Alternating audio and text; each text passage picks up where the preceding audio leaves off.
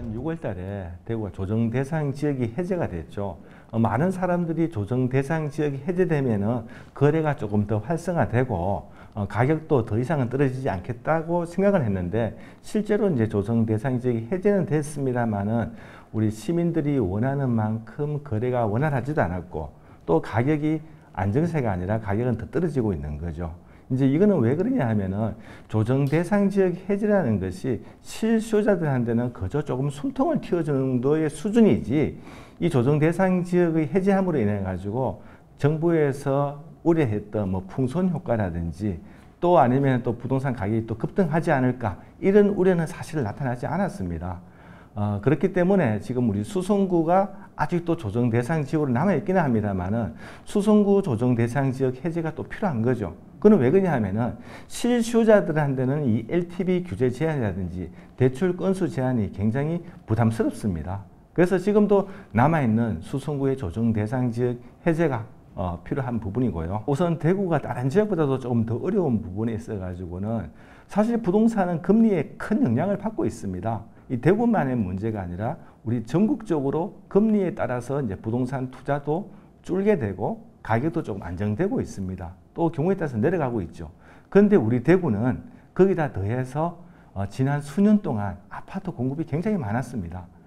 많았던 그 물량들이 이제 입주가 도래되는 거죠. 우리 대구의 이제 아파트 연간 적정 입주 물량을 대경연구원에서는 한 12,500세대라고 보고 있는데, 올해도 입주 물량이 한 21,000세대 됩니다. 내년도에는 입주 물량이 35,000세대가 대기하고 있습니다.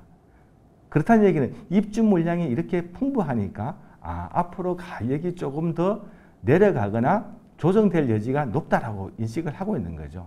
그래서 이제 입주 물량이 많다는 얘기는 앞으로 부동산 가격은 조정될 여지가 높다고 보여지는 겁니다.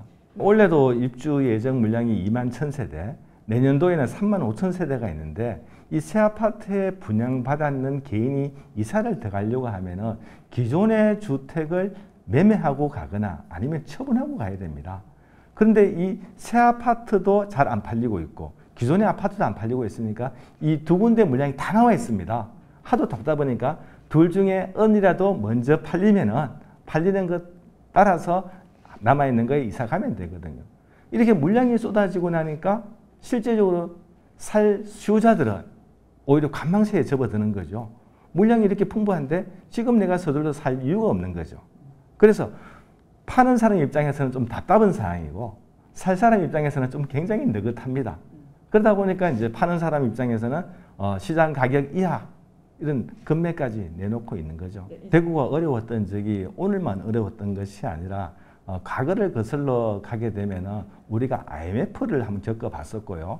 또 세계 금융위기도 겪어봤었습니다. 근데 공교롭게도 우리가 입주 물량 3만 세대 넘어가는 게 IMF 때 한번 있었고요. 2008년도 금융위기 때 있었습니다. 근데 이제 내년에 다시 또 입주 물량 3만 세대가 넘어가는 상황에 처해지는 건데요. 그런 시장이 우리가 과거 도래됐을 적에 대구 부동산 시장의 침체로 인해 가지고 단순히 부동산 하나에 그치지 않고 대구의 금융과 모든 산업에까지도 영향을 다 미치더라 이거죠. 그래서 부동산은 우리 지역에서 그냥 주거에만의 문제가 아니라 대구 산업 전반적인 문제다. 이게 다 깔려 있고요. 또 거기다가 대구 인구가 250만 도시에서는 이제 238만 도시로 인구가 계속 감소하고 있지 않습니까? 감소하고 있다는 얘기는 대구의 수요가 그만큼 충족되고 있지 않기 때문에 우리가 입주 물량을 감안해 보면은 대구 시장에 미치는 영향은 굉장히 더 커질 수가 있다. 그래서 더 악화되기 전에 우리가 부동산 규제 완화를 서둘러서 내야 될 필요가 있다. 그런데 중앙정부에서 보게 되면은 전체로 놓고 보면 지난 정부에서 부동산으로 아주 큰 홍역을 치렀기 때문에 지금 규제 완화를 시켜주기가 좀 쉽지가 않습니다. 대구는 어려운 거 정말 맞기는 합니다만은 아직도 수도권을 놓고 보게 되면은 자칫 잘못 규제를 완화해서 부동산 가격이 또 급등하면 안 되지 않습니까?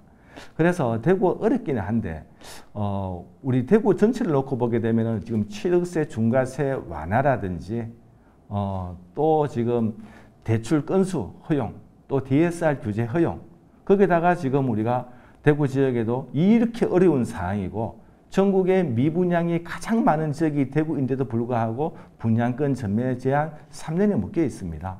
그러면 이렇게 시장에 좀 활성화가 되고 거래가 되려고 하면은 분양권 전매 허용을 통해 가지고 거래의 숨통을 틔워줄 필요가 있는 거죠.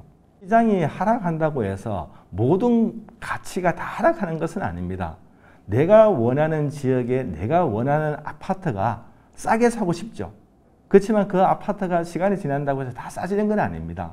실수요자 입장이라면은 지금도 입주하는 아파트는 현재 가격이 가장 저렴한 가격일 수가 있습니다. 이 입주가 안정되고 나게 되면은 그때부터는 가격이 더 이상 내려가지 않습니다.